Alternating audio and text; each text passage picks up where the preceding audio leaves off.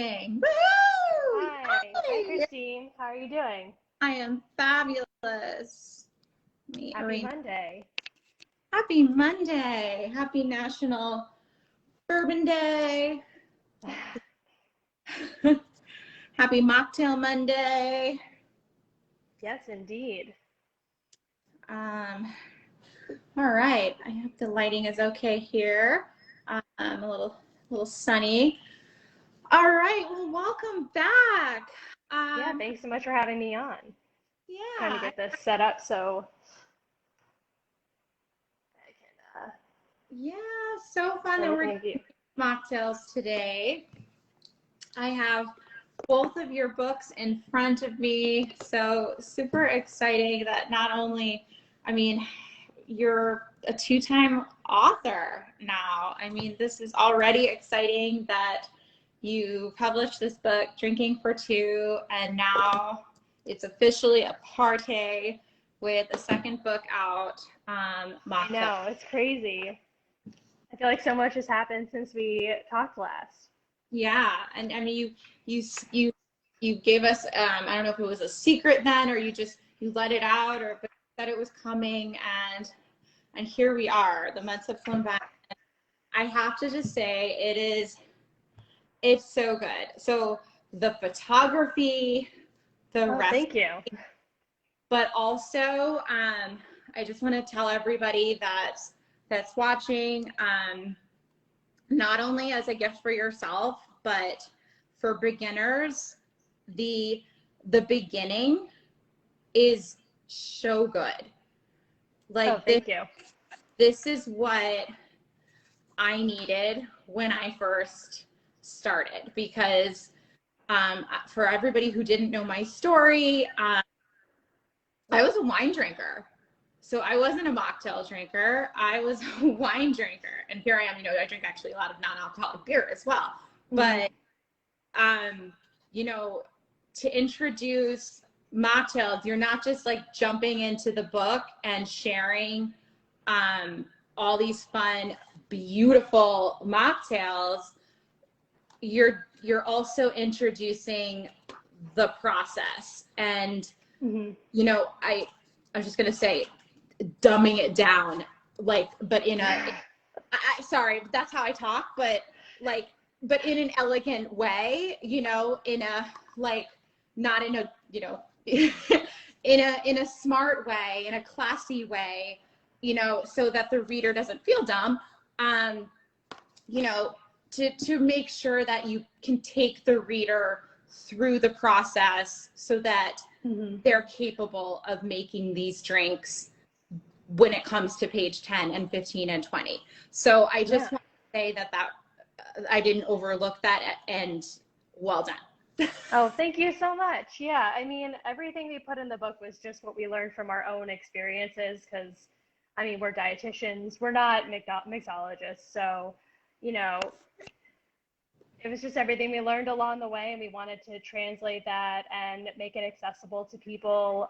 We want these drinks to be stress-free. So, it's the whole point of, a lot of people drink to alleviate stress, right? So, we want mocktails, which, you shouldn't be doing, but mocktails shouldn't be stressful either, and then just like you were saying that, you used to be a wine drinker.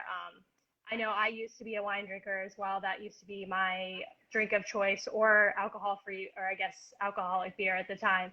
Now definitely alcohol-free beers I love. I wasn't really into mocktails because I thought they were really high in sugar, and I didn't want, I guess I should say cocktails. I didn't want the hangover the next day that I was getting from alcohol and sugar. So that's why I avoided cocktails back when I was drinking. But when we were developing these recipes, we just wanted them to be, lower in sugar and to have nutrient benefits. So like this watermelon mojito recipe that I have set up to make, it's made with whole fruits. It doesn't have any, or this one, I don't think this one has any added sugar in it, actually. I think it's just sweetened from the watermelon. And all of our recipes, even if they do have added sugar, it's a very small amount. Some drinks have like a whole ounce of added sugar, and quite a lot. It's a solid 2 tablespoons. So, we were just really mindful when creating our recipes. Also, sorry, before I keep going, I'm hearing like an echo of myself. I don't know if you're hearing that too. I No. don't. Okay, it's like on a loop. I don't know if that's something I have with this live setup, but I might try to. It's like on a delay. It's very interesting. Hold on. Let me see, because I haven't done it this way before. Do you mind if I X out and try to get back into it real quick? Yeah, no problem. Because yeah, Okay. on our side, I don't hear an echo, and I hear it very clearly. But yeah, you're welcome. We can, yeah, you X out and I'll stay on.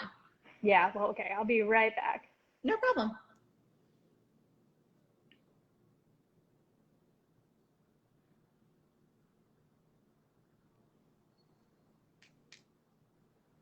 Ah,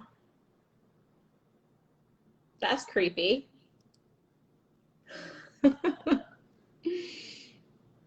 Hey guys, stick with me.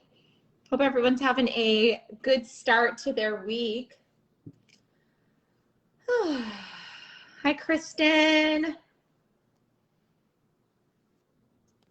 Yeah, so I'm waiting for, let me make sure, X out of that. I'm waiting for Kerry, who is the co-author of Mocktail Party. She just X'd out. She was hearing an echo, and we just want to make sure that that's not distracting to her while she's shaking up mocktails and telling her story, sharing her story. What can I share? I'll share what I am drinking. I'm not drinking a mocktail right now because I was kind of running late doing all the things. I'm drinking Liar's G&T, the gin and tonic, which I think is just so delicious and refreshing. It is so freaking hot today in Charlotte. I'm sweating, and I put in a dried lemon. Dried fruit is my new favorite thing. Maybe it's because I can't keep up with the expiration date of the fruit in my kitchen. Kerry, just coming back. Okay, hello. There she is. Sorry about that. I think we're good now. I don't know what was going on. That was very, very strange, but it was a little bit distracting to hear myself Oh no, I talking totally on top of myself. totally But I saw that you were drinking was it one of the Liar's pre-made beverages? love them. Yeah, and I I haven't tried them yet. straight from the can, but I just put it with a little bit of ice and a dried lemon. I have some of those and oranges in the kitchen. So good. Awesome, delicious. I can't wait to try those. I'm really excited. We love their Italian spritz mixed with Naughty AF. It makes Yeah. for a perfect, I mean, nearly perfect Aperol spritz, which is just so great for the summertime. And actually, I served it at my wedding reception a few weeks ago, and people loved it. People who are not alcohol free, they loved it. So Yeah, I it want was to super ask. fun. Wedding, I shared your reel, and I was just like, Hmm. I have watched it like 5 times. Um, yeah, like I mean, I don't know if I'll ever get married. I may just throw myself like a really big 45th birthday party or 40 or 50th or whatever. Like just Yeah, a do it. lot of parties. I don't, we don't really need a reason, but Hmm. whenever I have parties in the future, big ones, they're going to have a really nice open bar, but they will also have a really nice alcohol-free, non-alcoholic bar, right? Because Yeah. I like balance. And I saw your bar, and I was just like, she's doing it right.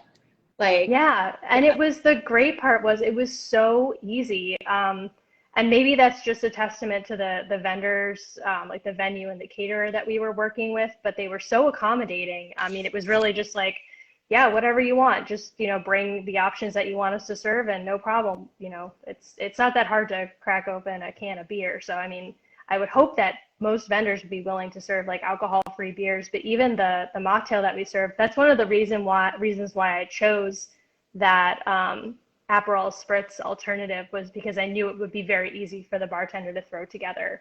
So, but I mean, I guess they could have said no, but they were really nice and accommodating. And like I was saying before, people loved trying those alcohol-free options. And I think the non-alcoholic beers in particular, people were just blown away by how good they are.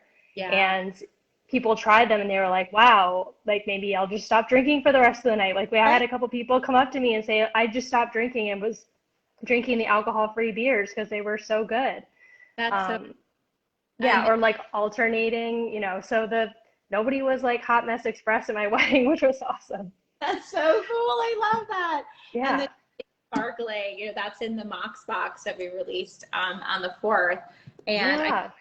Amanda had shared that, and that was, on your feed too. It is such a good sparkling, and and classy, and just, I love that you have that at your wedding. And so yeah, it just looked beautiful. So congratulations. Thanks. Yeah, this was actually our like postponed ceremony. We got married last year, just the two of us, and then we had our ceremony with our family and everything this year when it was safe to do so, but it was nice to be able to celebrate. And I can't even believe how much, and I talked about this a little bit in our blog post on thesoberdietitians.com, about how much changed in the past year. Like last year, Diana and I had not started our Sober Curious journey. We were starting to write that part of the book that you were talking about where we discussed the relationship between alcohol and health. And that's just sort of when things were kind of,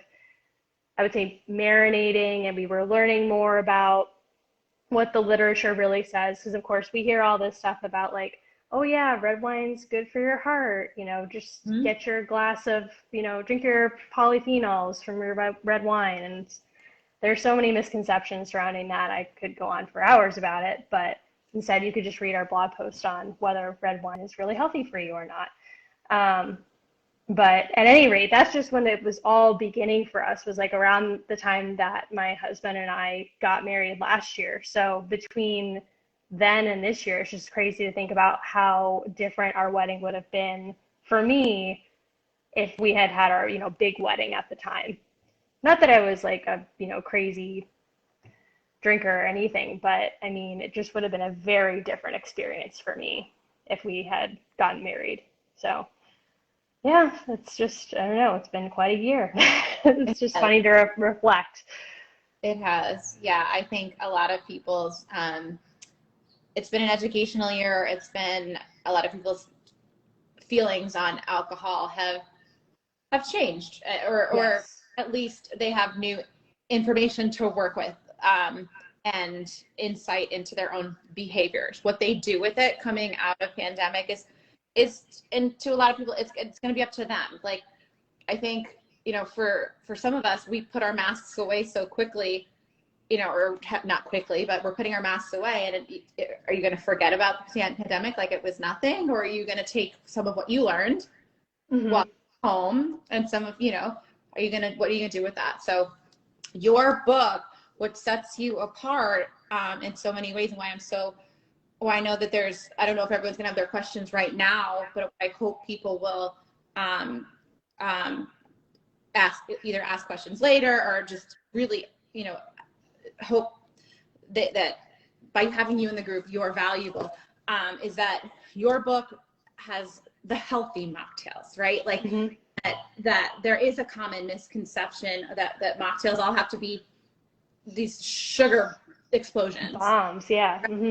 Bombs, that's the word, bombs. Yeah. Be honest, that is one of the reasons that I even avoided cocktails in general. Exactly.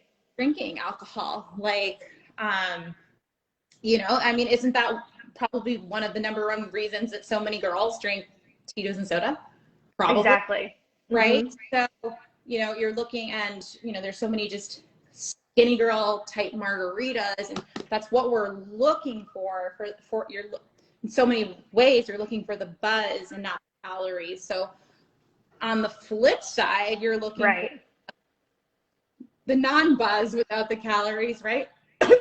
Yeah, for sure. We are looking still, and what I try to talk about with the non-buzz is you are still looking for the high. It's not a buzz.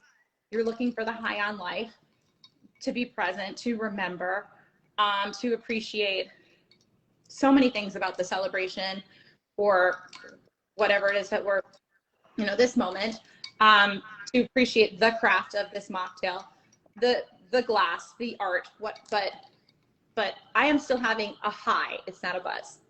Yeah. So That's so true. That's a great way to think about it. So with that, and no hangover, right? So take away the regrets. Exactly. You feel good. I mean, you feel lighter. You just feel better, I think. That's my personal experience. Right. So, so for all those girls who are in here looking for their Cheetos and soda, right? They're like, no calories, oh no. But but we're not doing the alcohol thing right now. And I'm going to say right now, because even right now may mean forever. We don't like the word forever. I don't like the word forever. Yeah. Day at a time.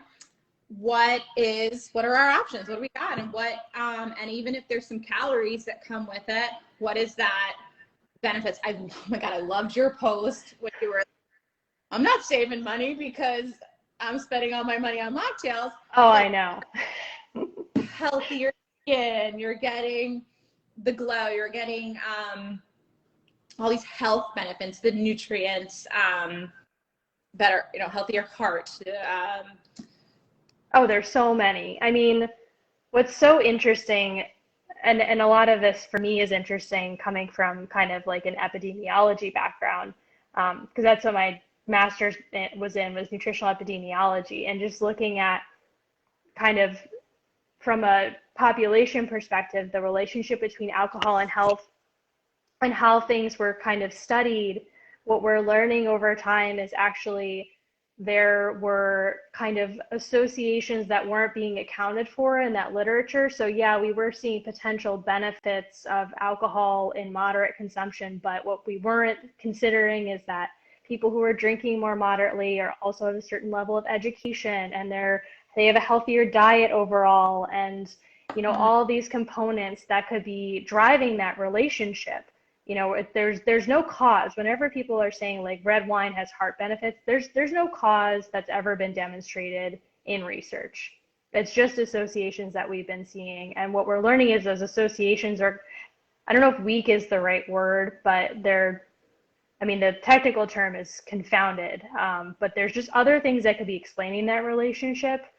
And what we're also learning from kind of the newer ways of studying this data is that even small amounts of alcohol have some degree of risk. So one of them, this is kind of the point that I was trying to get to, but one of them is increased risk of cancer that has been shown pretty much with any level of alcohol consumption, to the point where like the data is convincing enough that organizations like the American Cancer Society and the American Institute for Cancer Research, the World Cancer Research Fund, I think that's what it's called.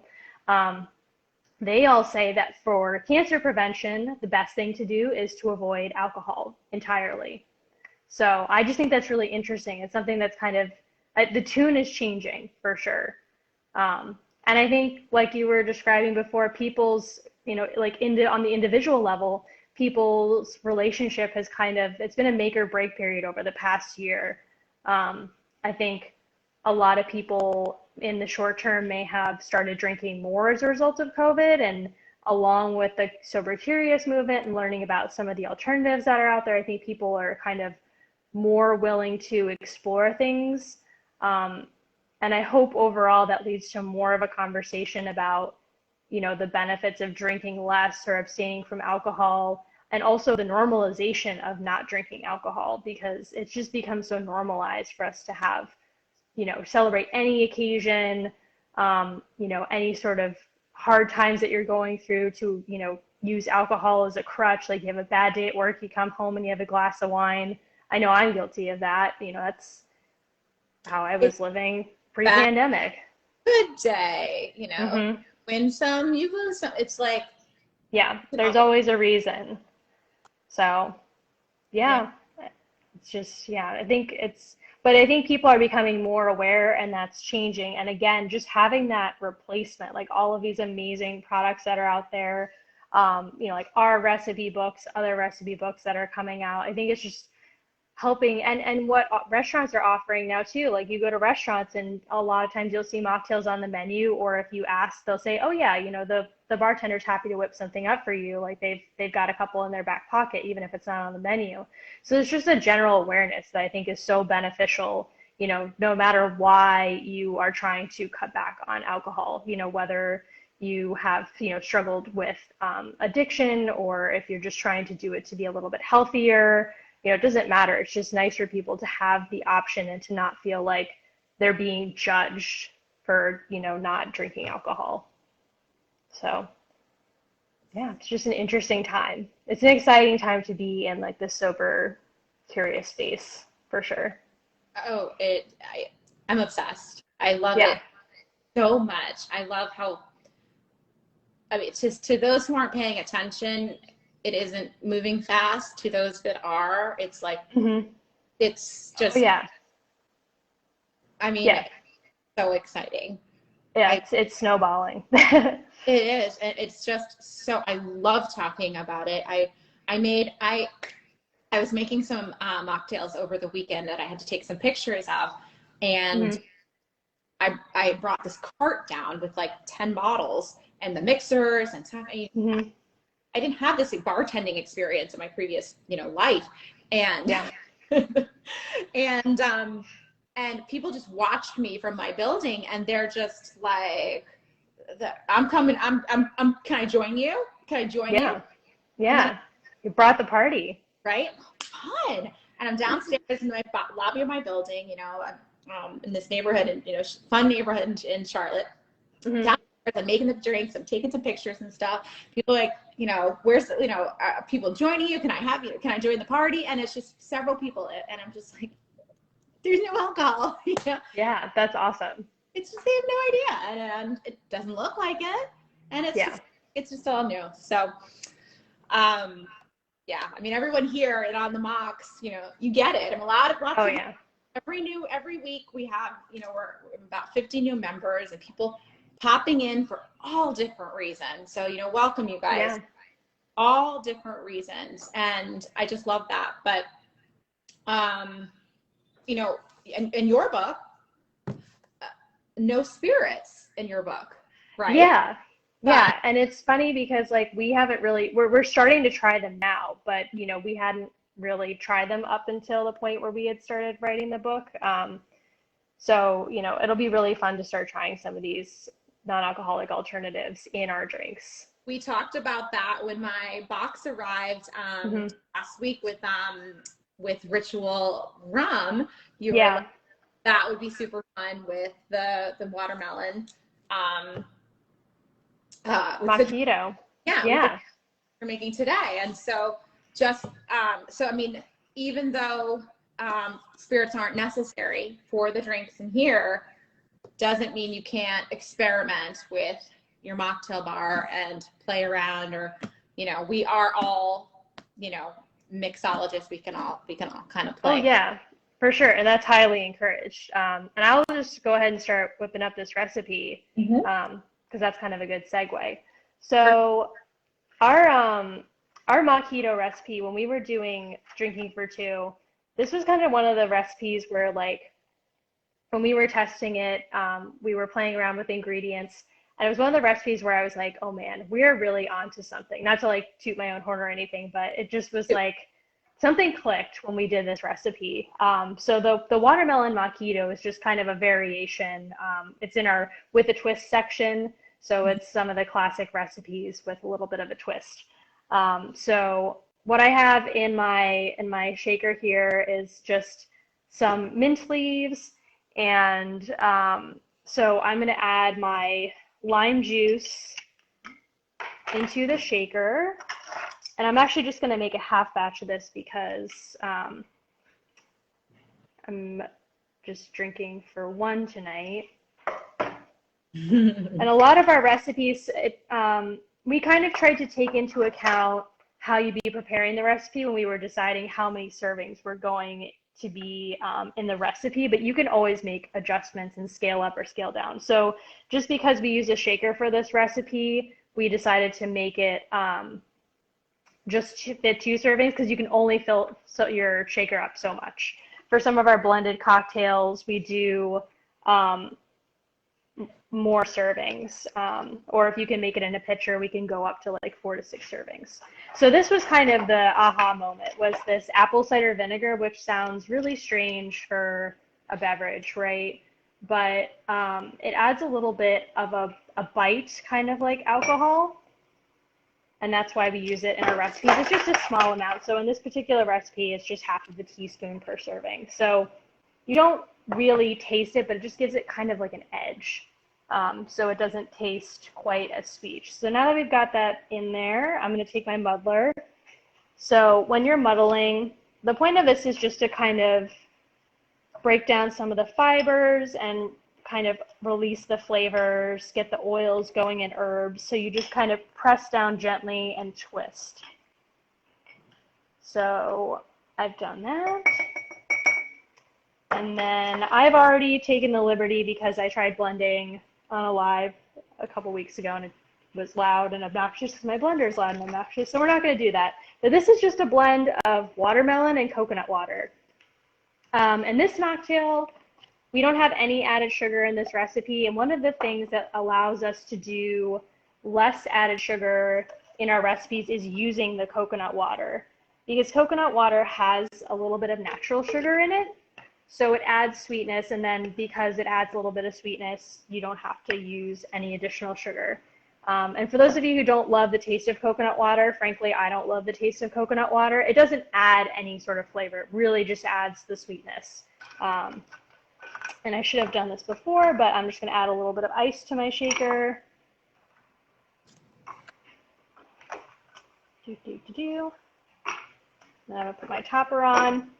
One thing I actually learned the other day from watching one of Billy the bartender's previous live recordings, he was on with the guys behind the brand Wilderton, is actually, and I guess this applies mostly to the alcohol-free spirits, but you don't have to shake a mocktail as much, because when you're shaking an alcoholic cocktail, the alcohol, it takes some time to really get kind of homogenized into the drink, whereas with a mocktail, you don't have to worry about that because there's no alcohol. So you actually don't need to shake your drinks for that long. You just do like 10 seconds or so. All right, then I'm going to take my glass, add some ice, of course.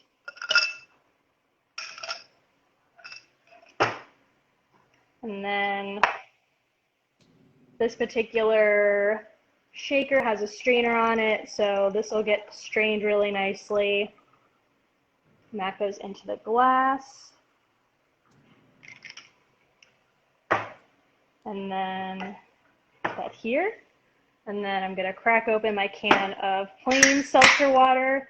And of course, if you have a flavor seltzer you want to use, you can. It would change the flavor of the mocktail, but you know, whatever works. It's all up to you, what you find enjoyable. And then if you see there might be a little reaction, that's just if there's any sort of fiber from the fruit in the drink, it just might have a little bit of a reaction. So never fear. And then of course you want to garnish with some fresh mint. And that's it. And that's your super refreshing mocktail. So yeah, it's delicious. I love this recipe. Oop. Slow mint sprig wants to run away. Oh my gosh, so refreshing. There's like nothing better than watermelon and mint. It's such a great combination. It's so perfect for summer too. Yeah, like I said, this is made with whole fruits. So if you know, this is a pretty loose strainer, so I don't think that much gets strained out of it. But if you could choose to kind of finely strain the fruit in a lot of our drinks, but if you don't, then you get the added benefit of the fiber from the fruit. So that just adds nutritional value. And when you're using the whole fruit versus like a nectar or a juice cocktail, then you're cutting back on the sugar content in the recipe. Of course, if you're not adding any alcohol to your recipe, you're also saving quite a few calories. I don't think people realize how calorie dense or energy dense alcohol actually is, but It's 7 calories per gram, and a standard drink has about 14 grams of alcohol. So if you do the math, that's about 100 calories in your alcoholic beverage just from the alcohol alone. That doesn't account for any carbohydrates in beer, any simple syrup, any soda, Wow. any of the sugar in wine. So, I mean, the calories can really add up quickly. And again, that's for like a standard drink. So if you're not pouring a 5-ounce glass of red wine, if you're pouring, 6 to 8 ounces, you're getting even more than that. So, just food for thought. I think people don't realize that, but it's just really interesting to think about, I think. Yeah. Yeah. Well, I love that. Thank you for taking us through the whole process. I love Mm-hmm. tis the season for watermelon, Mm-hmm. and and that's simple. And those are all ingredients you can get at the grocery store. So Exactly. Yeah. That's kind of the nice thing about our drinks is that you can find everything in a grocery store. mhm. Our recipes have a lot of overlapping ingredients, so if you want to try a bunch of recipes, you can. We also we're very conscientious about food waste, kind of along the lines of our plant-based mentality and approach to nutrition. We're really have a kind of an eye towards sustainability as well. So in our recipes, we also included ways to utilize some of the ingredients. So whether it's referring to other recipes in the book, um, that where you can use a certain ingredient, like, if you buy a ton of watermelon, you could use it for this mojito, you could use it for a watermelon lime slushy. Herbs in particular are so easy to just like, you buy it, you use a little bit, and then it sits in your fridge, and then oops, you throw it away. That's just so heartbreaking. So we, want to try to encourage people to use up those fresh herbs either with other mocktail recipes or with food recipes. So I know like when I go food shopping, if I am going to make a certain food recipe for the week and I know I'm going to have leftover basil, then I'll just whip up a mocktail and throw some basil in it. Or vice versa, if I want to make a certain mocktail with an herb like thyme or sage or something, then I'll, plan to roast some vegetables with those herbs so I can use them up and nothing goes to waste. So we'd have those tips throughout our book, and I think that's kind of a fun and unique element. That's a really great point. How I'm noticing that a lot of the ingredients can be overlapped. I think that's not early on with. I was trying to get adventurous too quickly when it's just Yeah. why not back and be smart about your grocery shopping and your expenses, and you still get creative with. There's definitely room to be creative with a fruit here and a fruit there, but like the coconut water and Mm-hmm. and the apple cider vinegar, Mm-hmm. that's that's popping up in a few different recipes, and that's so smart to just have your baselines. Yeah, exactly. And we have everything outlined in, I think, the second chapter of the book. Like you were saying earlier, we walk people through some of the basic bartending techniques, but then we also include a list of our essential ingredients, which are the ones that we use kind of repeatedly. Especially in our first book, Drinking for Two, we talked a lot about, why we use those ingredients and how those ingredients might be beneficial for alleviating certain pregnancy symptoms. Like we use fresh ginger in a lot of our recipes, and there's actually some literature to suggest that that can help alleviate nausea and morning sickness. Um, so, all of our ingredients kind of have a purpose and a function beyond flavor. So, yeah. It's so great. Who took your photographs? We did. Diane and I did all the photography ourselves for both books. Amazing. Yeah, it was a lot of work, but it was super fun. We really wanted to have our hands on every step of the process and for it to really feel like ours. Um, so it was fun. It also gave us another opportunity to like keep testing the recipes because I mean Diane and I test these recipes so many times and we're continuing to test them. We're perfectionists, so we want everything to be perfect and just to be like the best recipe. So, Yeah. yeah, we're Do you we're live near, nonstop. do Say it you again. Do you live near each other? No, so we met in grad school in Boston, and we overlapped for 2 years there, and then Diana moved to San Diego. I was in Boston for that year. Then she moved back to Boston. I moved to Ohio, and then I moved to the Philly area, and she's now in Boulder, Colorado. So we are very far apart from each other, and we haven't been in the same location for many years, unfortunately, but obviously we stay in touch, and Yeah, now I thought I remembered that you weren't close, and I know you're obviously yeah. on camera at the same time, usually, or in the same place. I know you're different anyway, but you guys camped out. I'm sure or not camped out, but you got together quite a bit at times for this book, I imagine. We did everything virtually, actually. Yeah, I know. We did all the photography separately. Yeah, we did everything virtually. So it's pretty crazy. It's crazy what you can do nowadays, but Well, yeah. I'm beyond impressed, and I'm just grateful not only to know you both, and to be connected, and to have you in the On the Mucks community, but that you put this book out there to help us.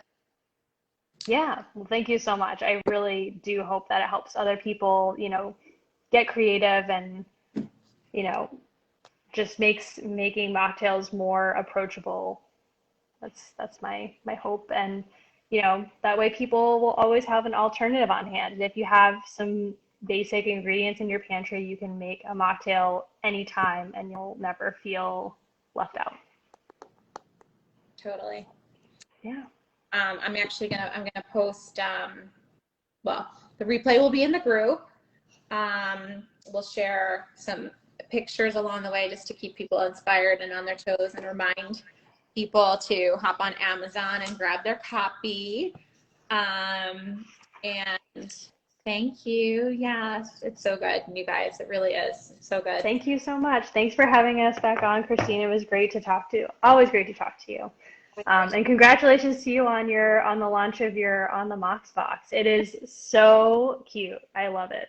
I love every product that you put in there. I was like, oh my gosh, I wish I thought of it myself because it's just so awesome. Well, thank you. Well, I look forward to collaborating on a box in the future. Oh, yes, please. Let's do it. Yeah, it's one step at a time, but yeah, we're already thinking of what's in the next box, and good stuff. This is all good stuff. So awesome. I love it. Yeah. So happy Monday, you all. Thanks to everybody who's was on live, and for everyone else on the replay.